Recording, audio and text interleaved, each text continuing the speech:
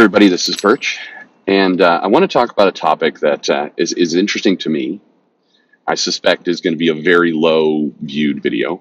I don't think a lot of you are going to care about it, but this is both business related and more techie related. So if you are one of the people who likes those kinds of videos, then you're gonna like it. So if you know, it may get a little geeky, maybe a little dense in areas, but there's a point. So spoiler, that's what's coming. Here's a little ambulance passing me right now. So that's your little sound effect alarm to leave. Anyway, so I want to talk about data. So if you've been paying attention to the news, or maybe you work in a company, almost any company right now, you probably have been exposed or heard about data and the need for data and the power of data. Right now, data is very sexy in a lot of companies, not just tech companies, but pretty much everywhere. People like to, people are valuing companies on data. Why? Because there's a belief, or at least a story, that has been, that's gone out there to say, we now have the technology and the ability to gather massive amounts of data from lots of different parts of the business. And we have algorithms, we have math, we have ways to take this data and predict outcomes, and in some ways make our systems more intelligent, more efficient, or at the very least more precise. And there's a lot of terms around this, and a lot of jobs that are opening up around this. Data scientists are in heavy demand. These are people who are going to look at data, create some of the math, create some of the algorithms, create some of the outcomes, learn what it is that you're thinking from this data. There's terms like machine learning and artificial intelligence. Artificial intelligence has gone from being kind of the sexy, thing that was in movies where some kind of robot would run amok and start killing people to, outcomes. Basically, the idea that, you have an e-commerce site, for example, that's selling a product, and it's gathering data about who's coming to it and what time of day they're coming and where they're coming from and so on. And it's automatically shifting aspects of the site and what's promoted to appeal to the most likely customers at that time of day and everything else. So, there's lots of different ways that happens. So, here, I'll give you an example of artificial intelligence being used in a gas station. Now, you may think gas station doesn't mean terribly much, but one of the aspects that some of the chains are thinking about right now is to say, how can we get people to come from the gas pump into the gas station? Because prices have raised inside the convenience store, and that in some ways becomes the extra margin that keeps the gas station afloat. Gas, despite what you might hear on MSNBC and other places, is not a high margin business for the people who own the gas stations. It's pretty low margin business, and a lot of the money to live on, the money to grow with, happens inside the convenience store, but pay at the pump means people don't go in. So, data is such that, being able to assess, first of all, what data is being gathered from the gas station right now. This is usually where you start. By the way, this absolutely is leading to comics in just a minute. You probably know how. So the gas station knows when people are buying gas, and they know the volume of gas they're using. And based on being a little smart about the data you're gathering, you probably do some assessment of the type of car that's coming in based on the fuel type, whether the people are getting just regular unleaded or premium unleaded. If you see things skewing to premium unleaded, it suggests more expensive cars, more expensive clientele are coming in. Check your diesel. There's just aspects of the data you're getting from the pump that tell you a little bit about your customers and the volume and the amount of time and everything else. And then you can get even more clever with it. You could say, okay, so in the activation of the pump, you put the gas pump in, you pump your gas. And then, from when you are done with the transaction, you put the pump back and you take your receipt if you got one and you leave. So you can tell, hey, if there's, if the gas pump stops pumping gas, but the pump has not been removed from the car and put back, then, the person is probably doing something. They're either sitting talking on their phone in the car, they're washing their windows, or they've gone inside the convenience store. Okay, if they go inside the convenience store and they were using premium unleaded, it means something about that moment attracted somebody in what we believe is a more expensive car to go into the convenience store. Okay, so what is all that? What do you do with all that data? Well, lots of things, and you can pick what you're going to promote, at the gas station, at the gas pump, to try and encourage them to come in. If you know a certain clientele is coming in, great. If you've got a digital screen there, and you know that you can predict a certain type of customers coming in the morning versus the afternoon, you change your products automatically based on the type of data that you're getting.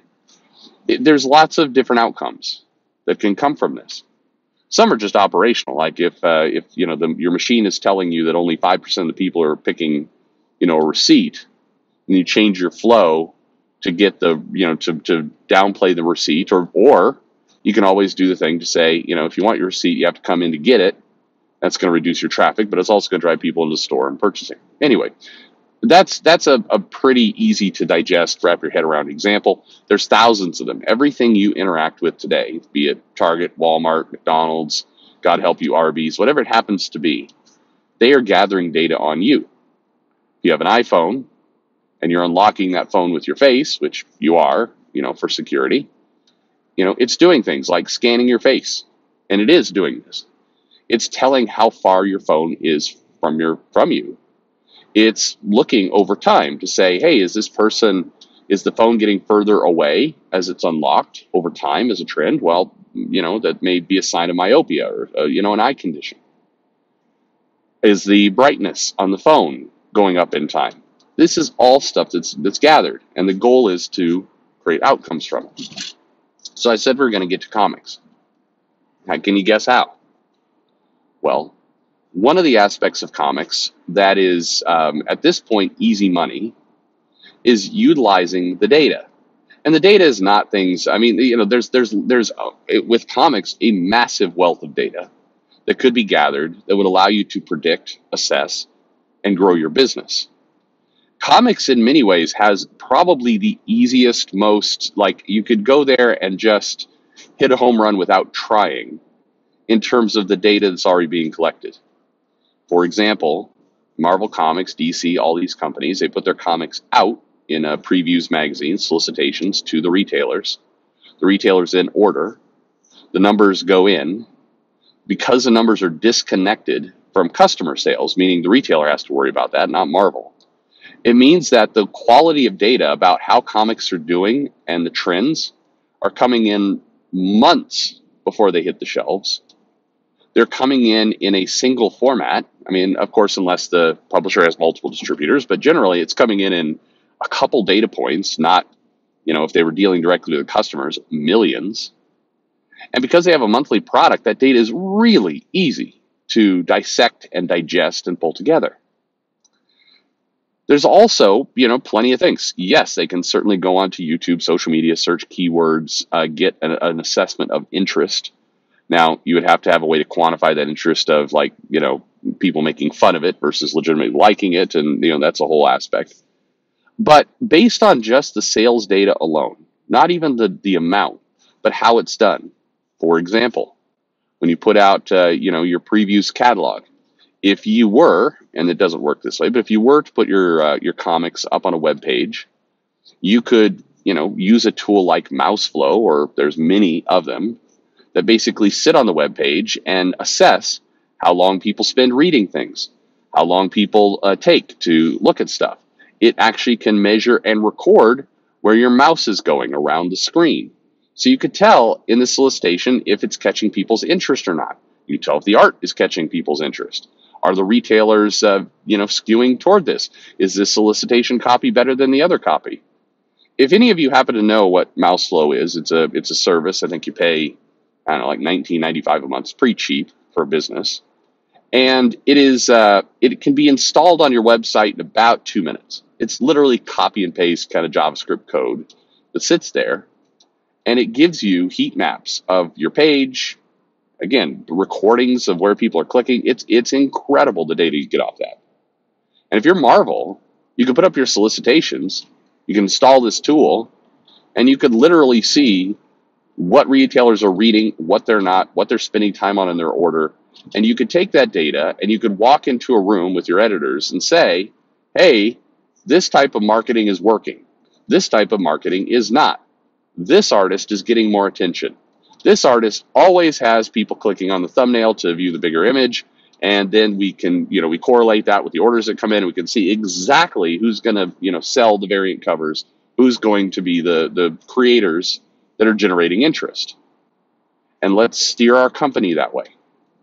It would be absolutely something that if I was a consultant and I walked into Marvel and I said, here's how we're going to use data to make more intelligent decisions about our business, that is something that would be a 1 week job. If that. It's dead simple. I'll give you a different example.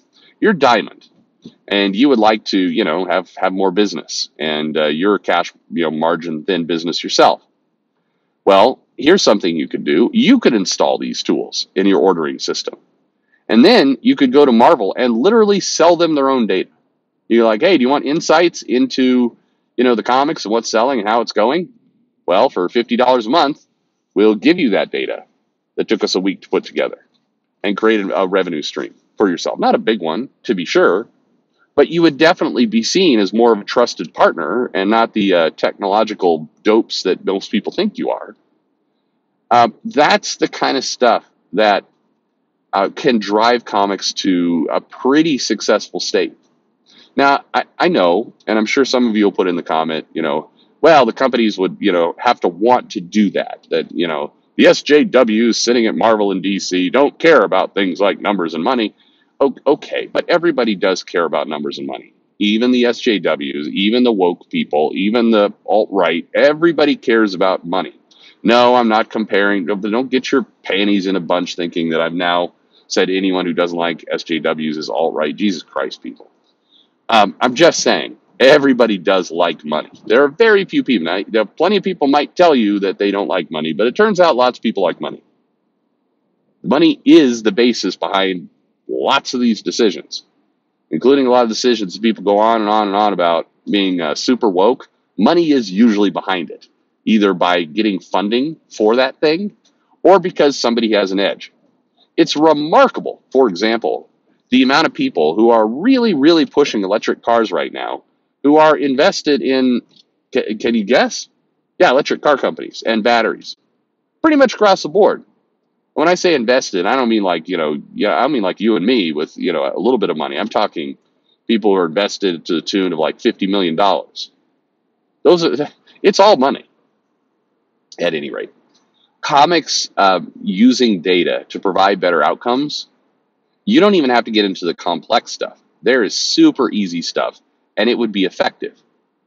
You would get a better sense of how the comic is made, how the comic's going to be sold, what's going to work, when it's time to expand, everything else.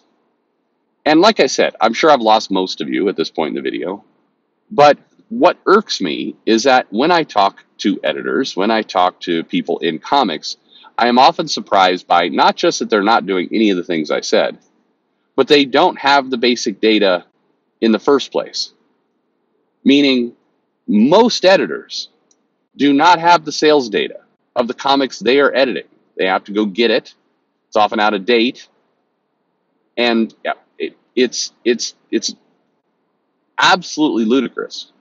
How in the world are you making decisions about the direction of your title, kind of people you should put on it, creative teams you should solicit, covers you should get? How in the world are you doing this? Are you running your business this way? If you're not looking at data, if you're not seeing the data, if you're not at least trying to assess these pieces. Instead, more often than not, the editors I talk to make claims like, oh yeah, I've got a local comic store that I go to every now and then. You try and get in at least once a month. And, they know me there and they will, let me know a little bit about what's selling and what's not. That would be, if I'm going back to that gas station analogy earlier, it'd be like the CEO of Conoco driving to one of his, her, probably his gas station once a month, kind of looking around the parking lot and going, I see people who drive blue cars like gas. We should probably advertise for cars that are blue. I wonder what Twitter says. Twitter's got a funny video here of some guy splashing his girlfriend with gas. Here's another video of a girl who can't figure out how to put the gas in the car. Hilarious. All right. We're going to market to blue cars and idiots. It's kind of that's what this feels like. Anyway, thank you very much for hanging in there. Like I said, it is absolutely super easy to do things with data. It is absolutely absurd that people aren't, and they aren't. Full stop. Maybe some of the smaller guys are. God, I hope they are. Big three are definitely not. Anyway, thanks for listening.